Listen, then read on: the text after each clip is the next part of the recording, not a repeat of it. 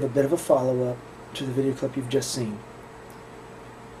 Now again, this is mostly all nonsense, but a lot of having fun, and started as a series for Dr. Sons to see varied test results that he wanted for his own little projects.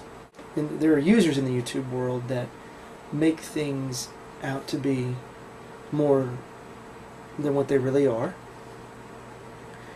And that's fine. Great examples of that would be, you would put black and white text in your video that clearly states something, like tested on Vista 32, but that somehow gets perverted into, well, you're using XP. And while the tests are being run on Leopard, that's being stated it's being run on Tiger. I find I really don't know how else you can do something. You can put it out on a video, and I guess people see what they want to. That said, why I'm doing this is to validate what I've been saying all the time in my videos. I understand that it can be very frustrating for users out there who would spend a lot of money on a computer and then see within the perceived chain of scaling a computer with less score equal to or better in whatever tests there are, and simply dismiss it or doesn't want to accept it.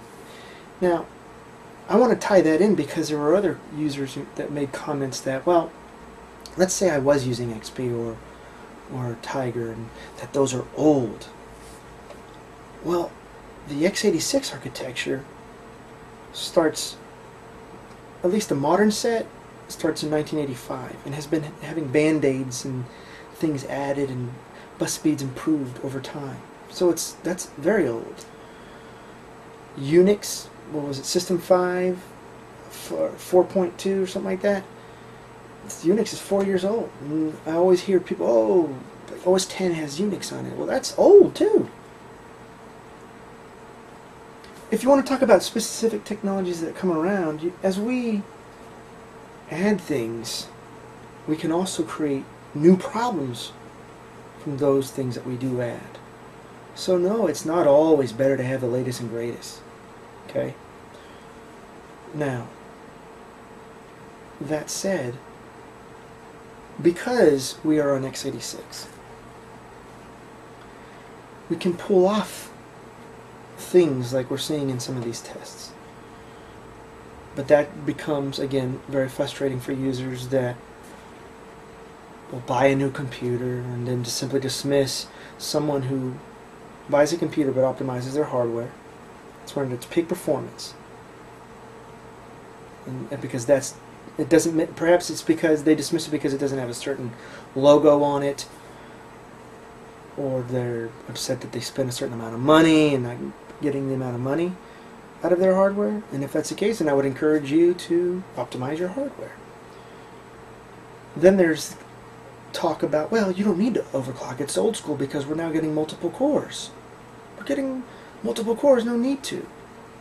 Well, buy the new multiple cores and then optimize them. Why pay for something and accept the status quo when you clearly are going to get more out of it? Now, OEMs are not going to ship those kinds of setups. The logistics of doing that are terribly expensive. So no, you're never going to see that in OEM unless they add that as an option that you pay for them to sit there and manually tweak your hardware to its optimum, ultimate performance. But OEMs aren't around for doing that. They're in existence to sell a product that they can make the most profit off of your purchase of that computer. Overclocking does not sell new computers. But does that delegitimize it? No. If you want to hold on to an idea and state, well, what I'm doing is better because its sole end result is a profit-making entity in terms of what you're getting in performance of hardware versus someone who takes the time to optimize their hardware, you're espousing fallacious arguments. Of course, overclocking, like I said in my other videos, is not for everyone. It is the minority of people, I would say. And that is the predominant reason why you cannot compare OEMs to customs. The OEM's logistical line and what you pay for is not the same logistics of one that builds their own. And what I'm trying to get across is just because building your own doesn't have a certain logo on it, doesn't mean that it's not a valid type of computer to buy.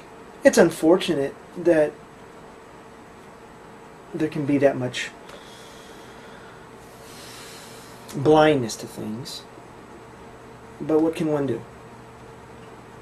So, getting back to the x86 architecture,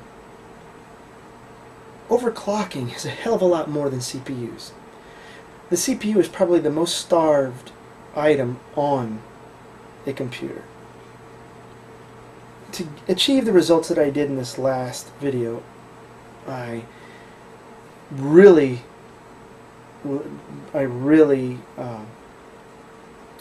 tightened the times on the memory to where latency off the memory is going to be almost nothing, and advanced the clock speeds on all of my buses, the PCI, the front side bus, all the controllers coming down on the motherboard to the max possible in sync with the CPU. And that really is, in my opinion, the biggest bottleneck to our architecture we're dealing with. But that is one thing that has been improving, is these bus speeds are getting better and better and better and better and better and better, and thus not starving memory and or CPU as much. So again, you can overclock a tremendous amount of items, from video cards to memory to bus speeds to the CPUs themselves. And if you do buy new hardware and you would like to get into overclocking, I would suggest you read into it, because you could optimize the hardware you just purchased and get more for your money.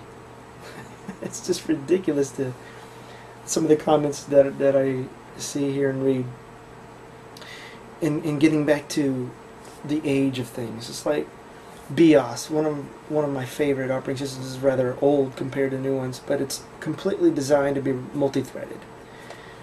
And for politics and business, it didn't prevail as a company, but I guarantee you that's where technology's heading back to. It's funny now that Intel, we're going to start adding threads and things. By the time we put so many band-aids and we come full circle back to the original idea, all of you that are thinking that my ideas are old and all this other stuff, we'll come back full circle to that technology. See, when politics and markets finally come around, you'll see. I'm not worried about it. And you can come and ask me about that technology, it being very old, when it's finally been stamped with maybe the right manufacturer logo. The other thing I wanted to add was, many people try to do these multitasking videos and look at this and look at how much you can do. When x86 architecture reached its limits in terms of clock speed, and you got to look at it from different variables. The CPU's clock speed, trying to wait for, let's say, RAM speeds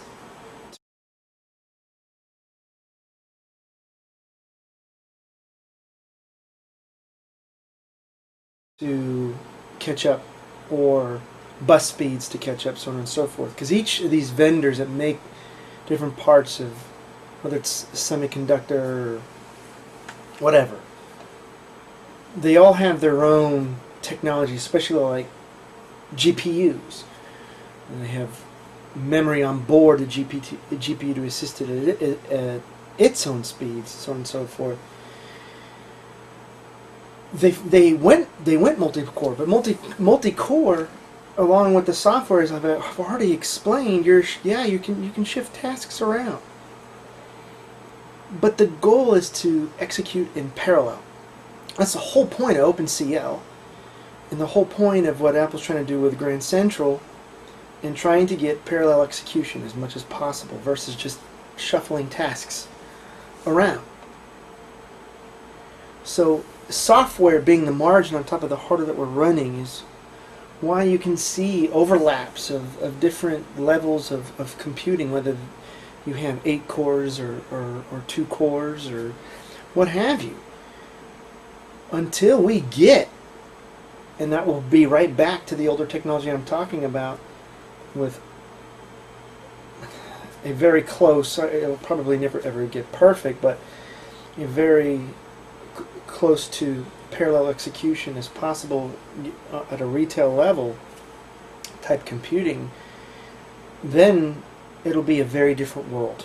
But until then, you're going to have a lot of overlapping of speeds and overclocking, being able to take a 2-core and perform times of a quad core, whatever. It's not going to happen on everything, of course.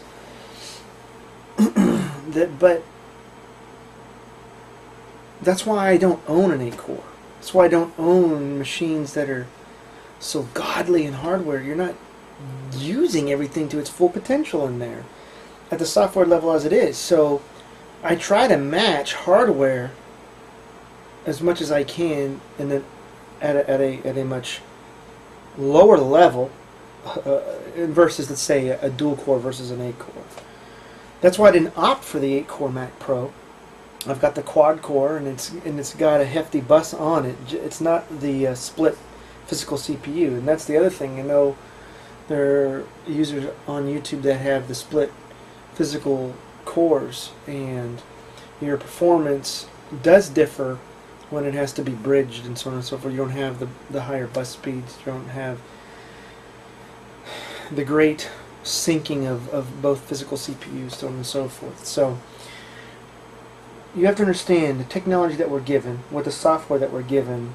You're gonna see it. It doesn't mean you go out and start espousing things you don't know about, and trying to make more and more vids, and then perhaps making vids with 100 HD videos and 100 encoding things. It gets nonsensical. The only point that I'm trying to do is educate about the hardware levels that we have, the software that we have, the technology that we have, and hopefully share what I know, learn from those that contribute back, and we're all better for it with a better technological understanding. That's the point of doing all of this. Thanks for watching.